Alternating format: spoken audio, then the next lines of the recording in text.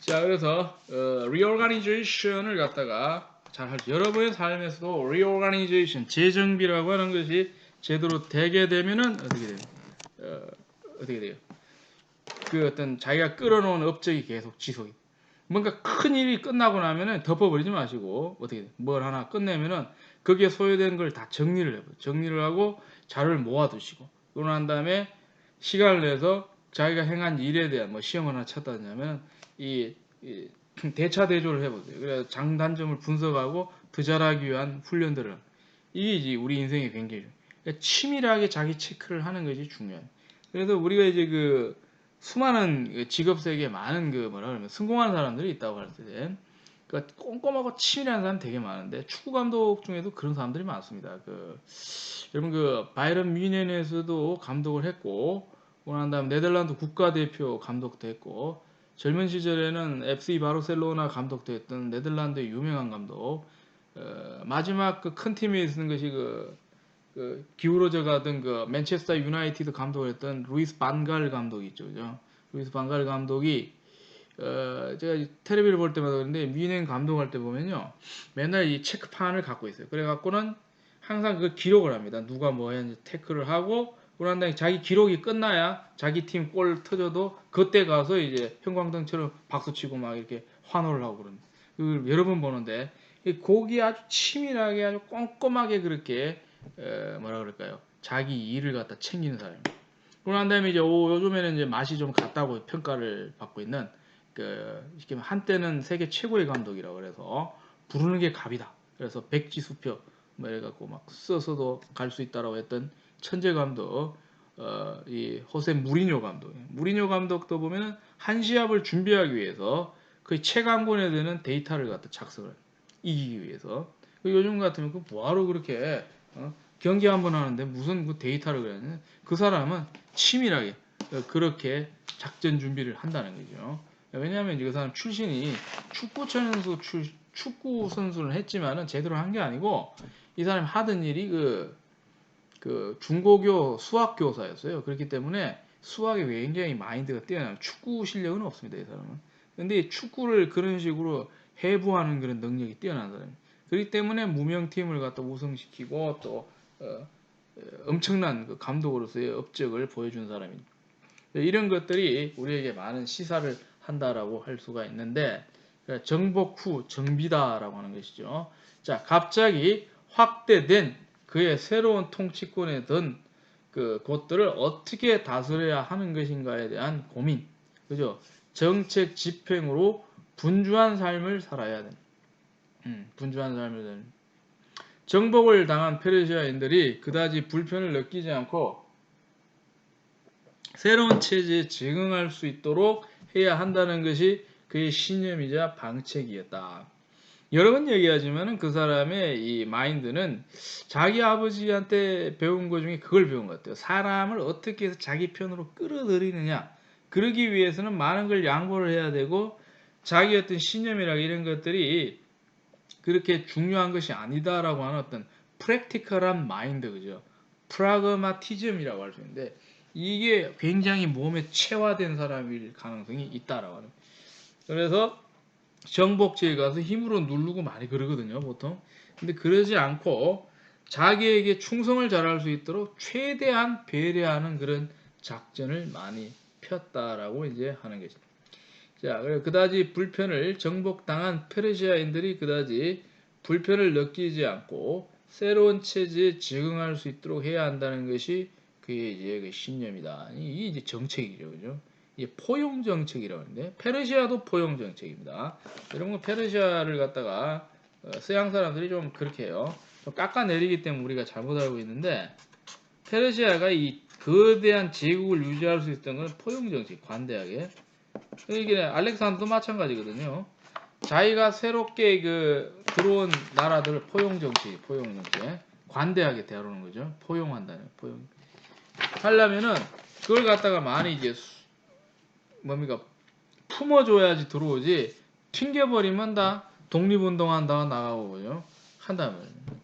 이기 때문에 이 포용 정책을 많이 한 거를 갖다가 알렉산더도 마찬가지로 그렇게 많이 했다라고 하는 것이. 그래서 대대적인 문화 융합 정책을 말했어요. 이거는 맞습니다. 왜냐하면은 틈만 날 때마다 결혼 동맹이랄까 여러 가지 방법을 많이 썼다. 그래서 이 사람이 헬레니즘 자체 융합으로 보기엔 좀 한계가 있어요. 왜냐하면 융합이 안 된 지역이 많기 때문에. 그러나 이 사람이 추구한 건 융합이다라고 얘기하는 게 맞습니다. 이거는 틀린 말이 아닙니다. 그렇게 해야 융합을 좋아서 했다기보다는 그렇게 해야 자기가 정복해 놓은 게 유지가 되는 거죠. 그죠? 중요한 거 유지하는 거죠. 이 사람이 뛰어난 게 이 정복도 할 줄 알지만 유지하는 방법을 안다는 거죠. 이 두 개가 되는 사람이네. 이 전쟁도 되고 통치도 되고 해야 되는 이 두 가지 분야에 있어서 탁월한 능력을 지녔다라고 하는. 융합을 시켜놔야 돼. 융합을 갖다 정복만 해가지고 힘으로 눌러가지고 뭐 자기 나라 사람 다 요지게 깔고 이 행정을 꾸려갖고 밀어붙인다고 되는 게 아니죠. 힘으로 되는 게. 그거 나중에 폭발하면 반란이 일어나버려요. 그럼 꼼짝도 못할 수가 있는데 그렇게 하지 않을 수 있도록 문화 융합 정책을 갖다가 다각도로 추진했다라고 하는 것은 중요하다. 우리에게 잘 알려져 있는 집단 결혼이 승행했죠. 그죠? 집단 결혼 해가지고 그 자신이 이미 뭡니까? 이미 그 록산나하고도 결혼하고 다 했지만은 그 아카이메네스 왕조의 그 마지막 두 왕들의 딸이 있는데요. 얘들하고 혼인을 했다는 건 뭐냐면요. 이게 굳이 산다기보다는 이게 중요하죠. 전쟁에서 졌으면은 이게 노예가 돼야 되는데 지위를 인정해서 그대로 유지시키고 자기하고 결혼시키면 알렉산더하고 동등하다는 얘기 아닙니까? 그러면 결혼에 대해서 마음에 안 들 수도 있지만 그렇게 배려해 주는 거에 대해서는 그걸 배려받는 사람은 굉장히 놀라운 거죠. 그죠? 아, 이거 나를 이렇게 동등하게 생각한다는 거. 그래서 걔들하고 결혼을 했다. 그렇게 해서 페르시아 사람들이 봤을 때도 아, 우리의 옛날 그 왕족을 갖다가 그대로 예우하는구나라고 인식을 심어줄 수 있는 거 아닙니까? 이런 것들을 아주 기발나게 잘 했다라고 하는 거죠. 보통은 그죠. 다른 나라 가서 그 공주들이나 이런 사람들하고 결혼하는 게 싫을 수가 있어요. 왜냐하면 알렉산더가 유럽 사람답게 아이 페르시아가 별거 없다 말이에요. 우리가 훨씬 낫다고 그러죠. 그래갖고 이런 우월감 같은데 굉장히 그 도취됐다면 이거 못하게 돼 있어요. 내가 어떻게 저 미개한 놈들하고 내가 결혼하나. 근데 그런 생각을 하지 않고 그걸 했다라고 하는 것이 굉장히 놀라운 것이다. 오늘날도 이런 일들이 굉장히 많은데 그 예전에 그 독일 대통령인가요? 그 사람이 그 뭐 오래 한 사람 몇 년 하다 만 사람인데 가끔 이제 해외 방문하거든요. 하면 곧잘 어딜 가냐면요. 회교권, 이슬람권에 간다면 이슬람권에 가니까 그 사람이 이제 가면 보통 이제 국빈 방문은 이제 그 부부가 같이 갑니다. 혼자 가는 경우 잘 없거든요. 자기가 이제 예를 독신이면 몰라도 그죠? 보통 대통령들이 다 결혼하니까 그래가지고는 이제 부인하고 가는데 제 기억에 하면 가서 유럽 사람들이 그 별로 안 좋아하거든요. 그 나라의 풍속을 따라서 뭐 존중하는 척은 하는데 대놓고 그걸 갖다 수용하고 하는 건 잘 안 하거든요. 왜냐하면은 그 본능적으로 꺼리는 게 있고 우리나라 사람도 마찬가지예요.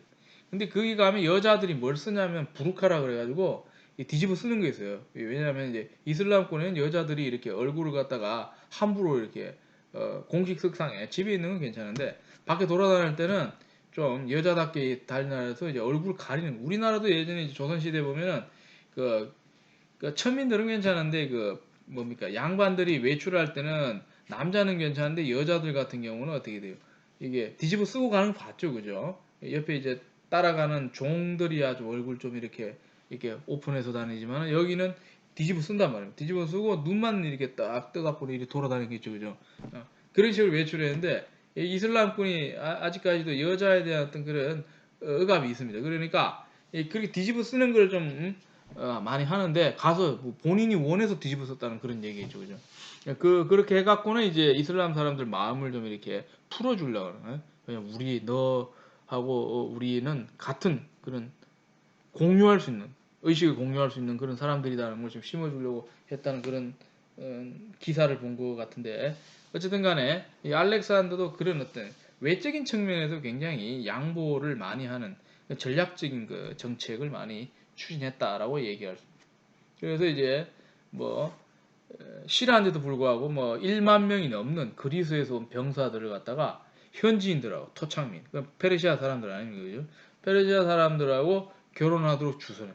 여기는 이제 본의 아니게 하는 사람 되게 많습니다. 왕이 시키니까 하는데 이게 이제 나중에 되면은 알렉산더가 페르시아 사람이 지지는 받는다도 자기 진영 내부에서의 불만을 또 불러일으키는 또 어떻게 됩니까? 일을 하게끔 되는 그런 원인이 되기도 하고. 그러니까 양측을 갖다가 이게 원만하게 만족이 안 되는 거죠. 아, 이건 있을 수 없는 일이죠. 그죠? 좀 그럭저럭 많이 만족시키는 거지 이쪽도 완전히 만족시키고 저쪽도 완전히 이게 될 수가 없는 거 아닙니까? 그죠? 아마 이 지도자라면 느낄 수 있는 그런 어떤 이게 한계라고 우리가 얘기되는데 이런 것들을 많이 하니까 집단 결혼을 많이 해요. 집단 결혼에서 우리가 이제 오늘날에도 이제 군대 같은 데는 이제 급하면은 군인들 장가 보낸다고 그래갖고 이제 뭐 예를 들면 이제 뭐 해군들이나 이런 사람들 있죠, 그죠? 장교들이 이래가지고 시간도 벌고 뭐 서로 효율적이다 해가지고 여러 명 같이 결혼하는 그런 문화들이 좀 있어요. 그래서 수백 명씩 막 결혼하고 이런 것들도 있는데 우리나라에 이제 또 한때 굉장히 주목받았던 현상이 종교 현상.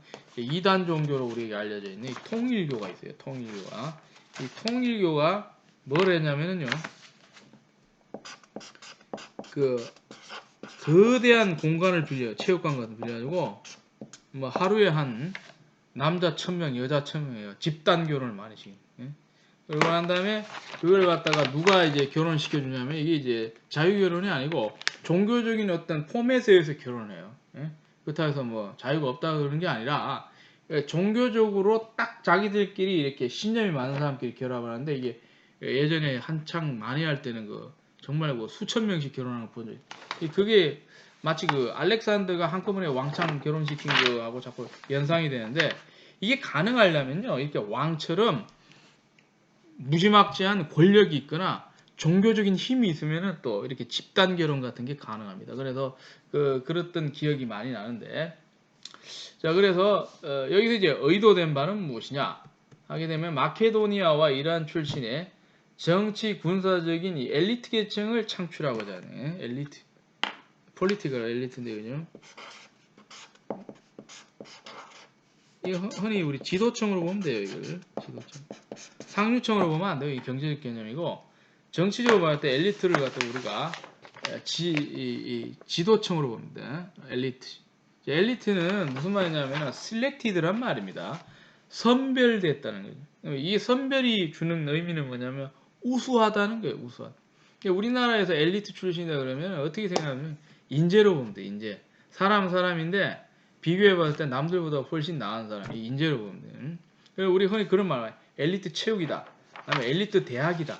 엘리트 대학이면 이제 여러분 잘 알다시피 옛날부터 오래되고 그죠. 사람들이 가려고 막 그렇게 선망하는 그런 학교들이 있지 않습니까, 그죠? 아무래도 엘리트 아닌 학교들이 훨씬 많겠죠, 그죠?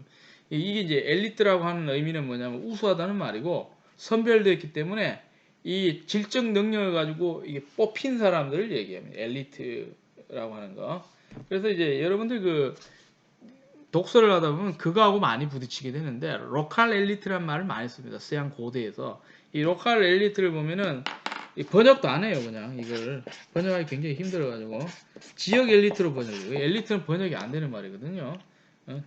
엘리트인데 그 지역에 유력한 사람들이 많은 거예요. 지역 유력자를 크게 뭉뚱그려서 얘기하면 로컬 엘리트란 말을 굉장히 많이 쓰거든요. 서양 고대사에서 특히 그 로마가 그 제국의 동쪽 서쪽을 다스릴 때 동부의 엘리트가 많아요. 서부의 엘리트가 나오기 힘든 게 거의 다 일자 무식들입니다. 스페인하고 프랑스 지역은 그 당시에 미개한 땅이고 동방은 역사가 훨씬 오래됐기 때문에 아시리아부터 뭐 바빌로니아 뭐 이 계통이 있단 말이죠. 그래서 이걸 갖다 로컬 엘리트들을 어떻게 로마가 다스리냐 이런 얘기들을 많이 하는데 그래서 다시 이제 본문 들어가 가지고는 이렇게 이제 집단 결혼을 많이 한 것은 뭐냐면 마케도니아와 이란 출신의 정치 군사적인 지도층을 이제 창출하고자 했다라고 하는 거예요. 그러고 난 다음에 그는 여전히 미지의 세계에 대해 그러니까 여기까지는 아직 죽기 전이에요. 돌아와서 죽을 때까지 한 1년 정도 걸리는데 요 사이에 이 결혼도 시키고 막 이렇게 자기가 정복한 걸 어떻게 리오르가니제이션 했다니 리오르가니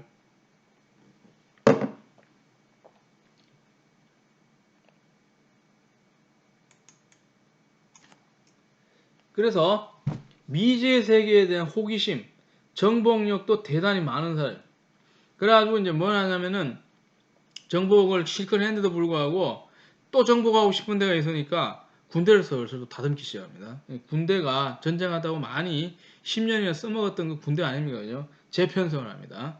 그래서 이제 뭐 다치고 뭐 나이 많고 뭐 또 뭐 전투력이 별로 없는 사람 이런 걸 다 검사를 해가지고는 새로 충원하고 이래갖고 군대를 새롭게 한다는 거죠. 그걸 한 다음에 이제 함대를 만들 생각을 해요. 함대를. 이때까지는 지상 원정을 주로 했기 때문에 함대의 필요성이 없다시피 하는데 앞으로는 함대가 필요하다는 생각이에요. 왜냐하면 인도까지 가보니까 이제 눈이 넓어진 거죠. 그러면 자 앞으로는 이렇게 고생 덜 해갖고 배 타고 쳐들어가겠다는 이런 생각도 하는 겁니다. 자 그런 생각을 하면서 해군을 또 만드는 거죠. 그죠? 이게 뭐냐면 여러분 지도를 보다 보면요. 오늘날 사우디아라비아가 있는 지역 대부분 90% 넘는 지역이 사람 못 사는 데 전부 사막이에요. 드문드문 이렇게 도시가 있는 예외적으로 사막에서 벗어난 데예요. 그러니까 여기에 눈독이 들인 거예요. 이게 몇에 내려가면은 메소포타미아보다 더 밑에 내려가면은 뭐가 있을까? 이 땅이 광활한데 사막이긴 한데 여기를 어떻게 정복해 보려고 하는 그런 생각. 아라비아 정복이라고 하는 이 또 인도를 못 정복하였으니까 여기라도 좀 해보. 왜냐면 이제 인도 가는 것보다 가까우니까. 그래서 여기를 정복하려고 이제 추진하던 중 그러니까 사람도 보내고 그죠. 조사도 하고 이걸 뭐야 탐사시킨다는 거죠. 탐사해갖고 이제 땅이 어떤지 알아보고 오라 이런 식으로 이제 하던 도중에 병에 걸리는데 323년 6월 10일 그러니까 아직까지 33세 생일이 되기도 전에 말라리아라고 우리에게 알려줘. 오늘날 말라리아는 예방주사 이런 거 아니면 뭐 걸려도 병원 가서 나름대로 이렇게 그걸 하죠. 그죠? 처방을 받고 약을 먹고 주사를 맞고 해갖고 살고 죽는 병이 아닌데 현대의학이 나오기 전까지는 대책 없는 병입니다. 걸리면 알 수가 없어요. 그래서 운 좋으면 살지만 대부분 죽는단 말이에요. 예전에 우리나라를 많이 괴롭혔던 콜레라 같은 거 있잖아요. 장티푸스 이런 거 있잖아요. 이것도 오늘날에는 그냥 병도 아니죠. 이거. 근데 옛날에는 우리 의학이 없으니까 한약방에 가갖고 뭐 한약 좀 써보다가 통하면 운 좋으면 사는 거고 아니면 쉽게 죽어 나갔다는 겁니다. 이제 조선시대 말리기, 일본 강점 시기 일때 이런 일들이 있어요.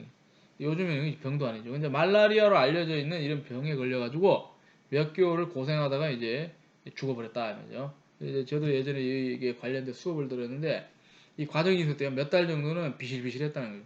시름시름 앓다가 서서히 갔다라고 이렇게 추정을 하고 있습니다. 그냥 그날 병 걸려서 죽은 게 아니라 몇 개월 정도는 시름시름 앓았다는 거죠. 와병이니까 그때 이제 아마 그 생각을 했을 겁니다. 반신반의했을 텐데 알렉산더가 전쟁에 데리고 다니던 그야말로 자기들이 서로 믿고 의지하는 관계, 친구나 다름없고 바로 부하라고 하더라도 알렉산더 믿고 의지했던 수많은 장군들이 몇 명인데 이 사람들이 무슨 생각하냐면은 서서히 죽을 수 있겠다는 생각하고 신하를 머릿속에 생각했어요. 그러면 유언을 어떻게 남길까? 그러면 어떻게 하지? 지금 알렉산더는 자식도 없는데 태어나려면 아직 몇 달 걸리는데 얘가 통치하려면 십몇 년 후가 되는데 뭐 이렇게 생각을 했었겠. 이게 아마 이 얘기에서 이제 상식으로 생각했을 때 알렉산더 이후에 쉽게 말해서 태어난 자식이 그 권력을 물려받는다는 건 아마 현실 불가능하다고 생각을 했기 때문에 자기들끼리 서로 권력을 차지하기 위해서 쟁탈전이 벌어졌지 않았을까. 충분히 가능하다고 생각합니다.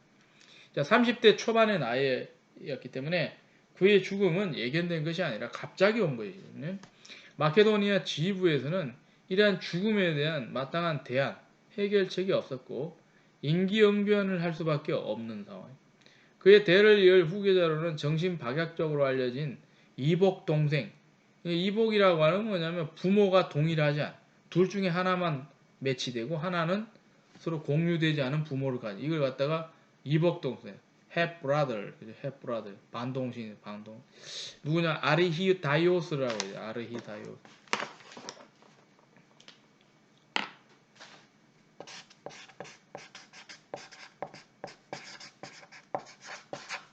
아르히다이오스는요. 아르히다이오스죠. 아르히다이오스. 아르히다이오스 알렉산더의 이복 동생이다.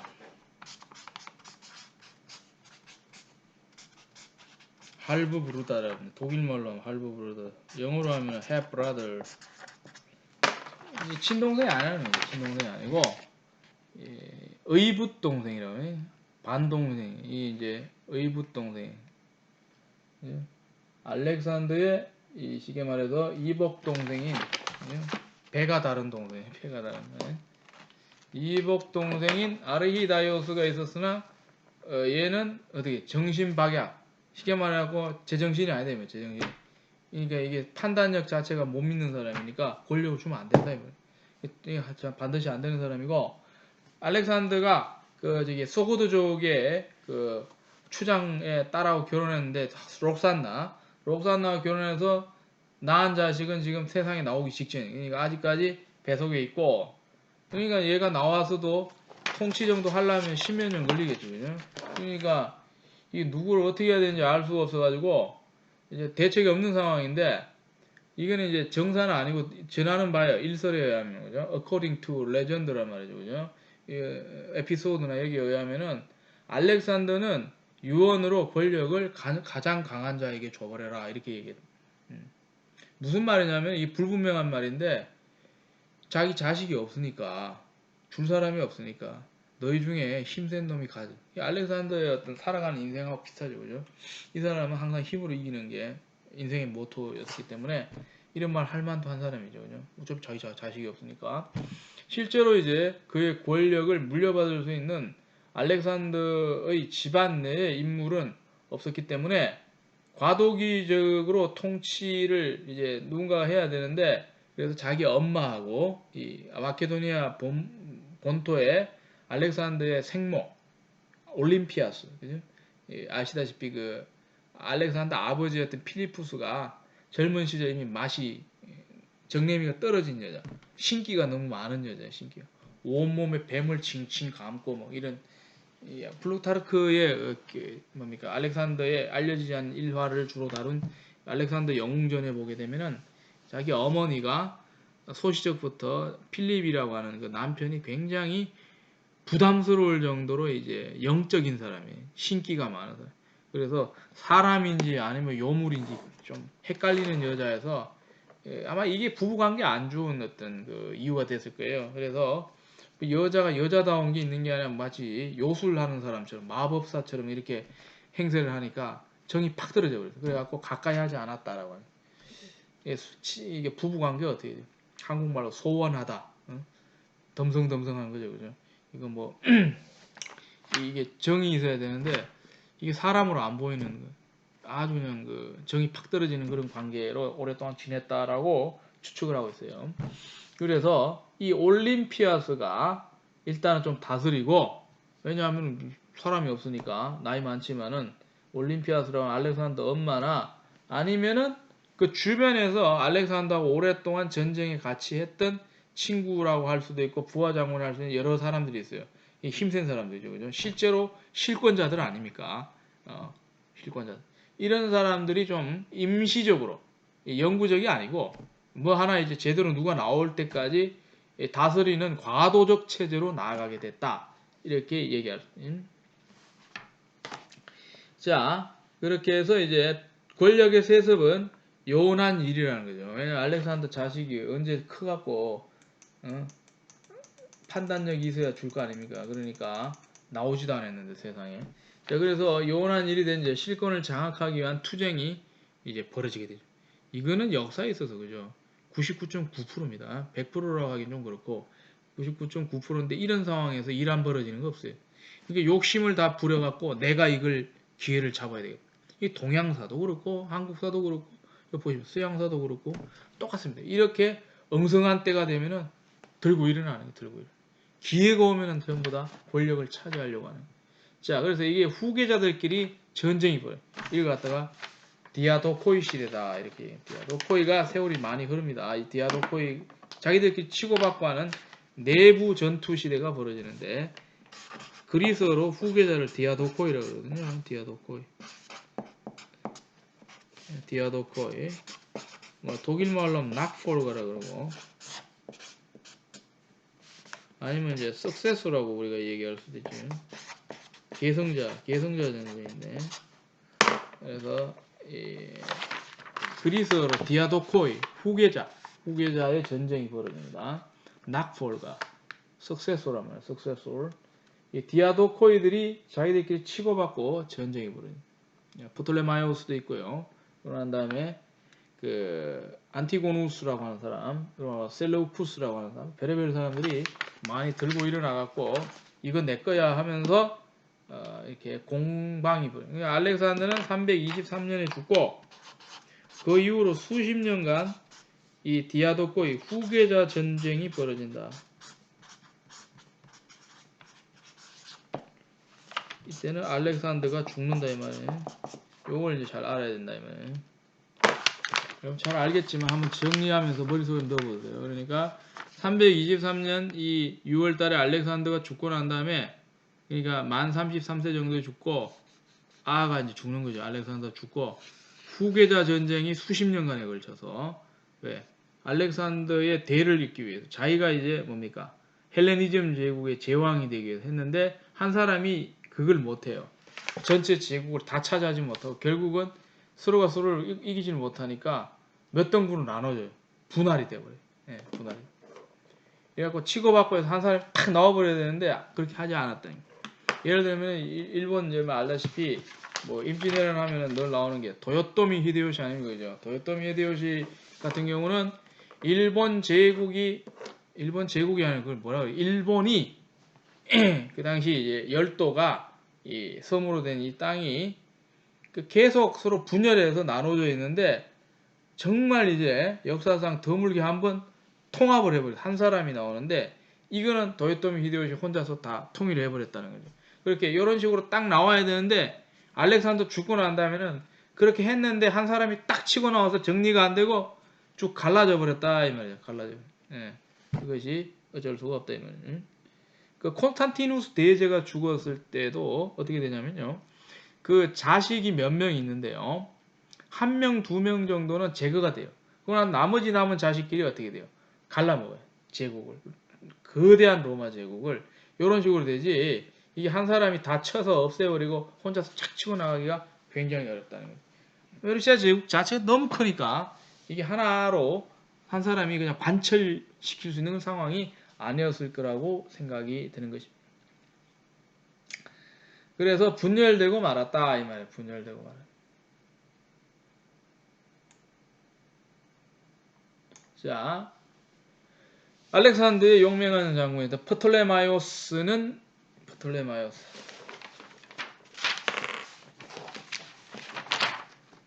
보통 이제 그 영어에서는 P 발음 안 해서 톨렘이라고 얘기를 하는데 그죠? 영어식 표현이고 오리지널은 프톨레마이오스고 영어에서는 톨렘이라고 그런다는 거죠. 톨렘이. 예, 이걸 톨렘이라고 하는 톨렘이. 근데 여러분들은 톨렘이라고 쓰지 마십시오. 항상 영어는 원어로 썼어요. 영어식으로 하면은 나중에 실수하게 되겠네. 프톨레마이오스 장군. 이 사람이 나중에 만든 왕조가 그 이집트 왕조인데 톨레미 왕조. 이 마지막 사람이 유명한 클레오파트라 여왕이 되는 거죠. 그래서 프톨레마이오스는 이집트를 주된 토대로 삼아서 프톨레마이오스 왕국을 만들고 그런 다음에 알렉산드로스의 부하였던 이 셀레우쿠스라는 사람은 페르시아를 축으로 해서 상당한 동쪽 근동의 영토를 자기 걸로 가서 이걸 뭐라 하냐면 셀레우쿠스 왕조로 만든. 그래서 이걸 영어로 뭐라 하냐면 셀레우키드라 그래요. 키드. 왕조란 말이에요. 셀레우키드. 이 사람이 알렉산더의 부하 장군이었던 셀레우쿠스다 하면 셀레우쿠스 장군, 셀레우키드다 이러면 셀레우쿠스 장군, 셀레우키드. 또 한 사람이 있는데 웨눈박이라고 그래서 원아이드라고 그럽니다. 영어 원어를 보면 웨눈박이. 이 사람이 안티고누스예요. 이 사람의 후손이 누가 있냐면은 고나타스라는 사람이 있는데 이 고나타스가 276년에 마케도니아 본토를 장악해요. 그래서 자기 걸로 만들어요. 고나타스. 276년에 고나타스가 나타나게.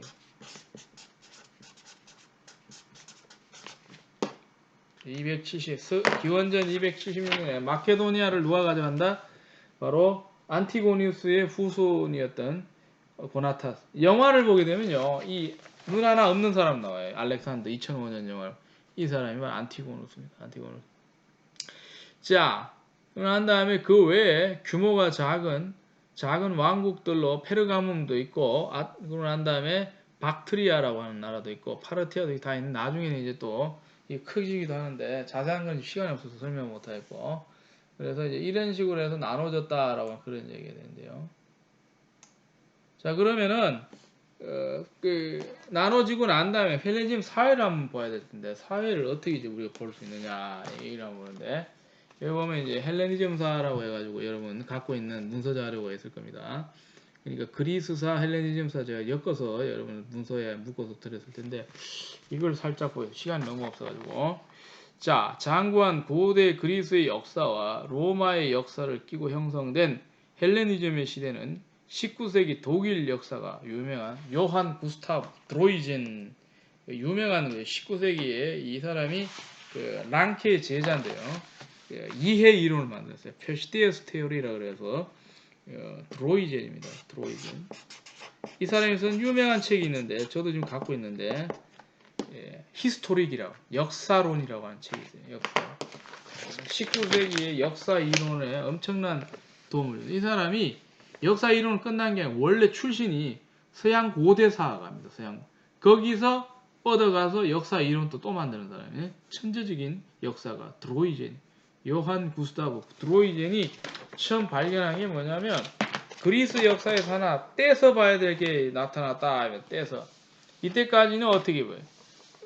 그리스 역사 안에서만 봤는데 독립시켜서 한번 깊이 연구해보자. 이게 뭐예요? 노말 그리스 역사에서 떼서 이 시기 독특하다. 323년 알렉산더 죽고 난 다음부터 클레오파트라가 망함으로써 이 로마 지배에 들어가기까지 이 헬레니즘의 역사라고 하는 게 있는데, 이 헬레니즘이 한 300년 되는데, 이거 갖다 The History of Hellenism이라고 해요. 헬레니스틱 히스토리라는 내용. 이렇게 한번 연구해보자라고 얘기를 했다라는 거예요. 그래서 그 드로이젠 이후로 해서 사실은 서양사를 어떻게 봐야 되냐면, 저도 많이 강조하는데 우리는 이렇게만 알고 있거든요. 에이, 서양사 건동백 2개밖에 없다. 그리스와 로마사라는데 거기 중간에 뭐가 있냐? 헬레니즘사가 있거든요. 헬레니즘사가 잘 알아야 됩니다, 여러분들. 그리스사가 있고요.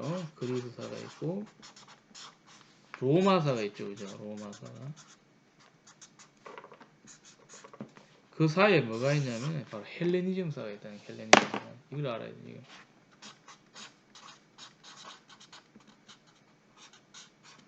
자, 그리스사를 보통 그 BC 8세기부터 좀 얘기를 해요. 그 전에 있는 것도 있는데 그건 좀 빼버리고, 그래서 알렉산더까지 딱 보고 그냥 스톱 해버리는 거예요. 알렉산더가 죽을 때까지. 알렉산더 죽고 나면 헬레니즘 이제 모양이 딱 갖춰지죠, 그죠? 그래서 323에서 클레오파트 죽을 때. 로마사는 또 어디서부터 보냐면은 753년 건국신화가 BC에 해갖고 AD 476년 동로만 나왔지만 서로만 없어져요. 보통 이런 식으로 우리가 편제를 한다는 거죠. 그래서 그리스사, 헬레니즘사, 로마사 이렇게 우리가 이해를 하는데, 옛날에는 이거 헬레니즘 이거 다 집어넣었어요. 근데 이 드로이젠의 이 문제의식이 굉장히 설득력이 있거든요. 그래서 이걸 그리스사는 맞다 하더라도 우리가 아는 그리스가 아니고, 그리스가 쳐들어가서 알렉산더에서 건동 지역이 같이 섞이면서 새로운 세계가 형성이 돼요. 즉 그리스사가 하는 것이 유럽이라고 하는 공간밖에 없었는데, 이후로는 어떻게 페르시아라고 하는 광활한 공간에 들어옴으로써 이 그리스사의 지경, 이 바운더리 아니면 허리전이 갖다 압도적으로 펼쳐졌다는 거예요. 그러니까 새로운 세계의 양상이 나타났다고 생각하는 것이다. 그래서 헬레니즘사가 나온다라고 우리가 얘기를 합니다. 그러면 이 헬레니즘사를 이해하는 4가지 시각, 이건 어디서 가져왔냐면요, 그 20세기 중반에 나왔던 TARN이라고 하는 이 헬레니즘 전문 역사가가 있습니다. 이 사람이 쓴 헬레니스틱 시빌리제이션이라고 하는 책이 있거든요. 여기에서 그 서론을 보게 되면 헬레니즘을 정의하고 있는 4가지 시각이 있습니다. 그래서 여기서 뽑아갖고 온 것인데 시간이 다 돼가지고 다음 시간에 로마서로 들어가야 되는데, 들어가기 전에 약간 덜한 헬레니즘 얘기를 하고 로마사로 넘어가도록 하겠습니다. 이제 로마사로 넘어가면서 올해가 이제 6월 3주밖에 안 남았는데요. 그걸 잘 기억을 하시고 다음 시간을 잘 기다려 주시기 바랍니다. 오늘 여기까지 하겠습니다. 수고하셨습니다.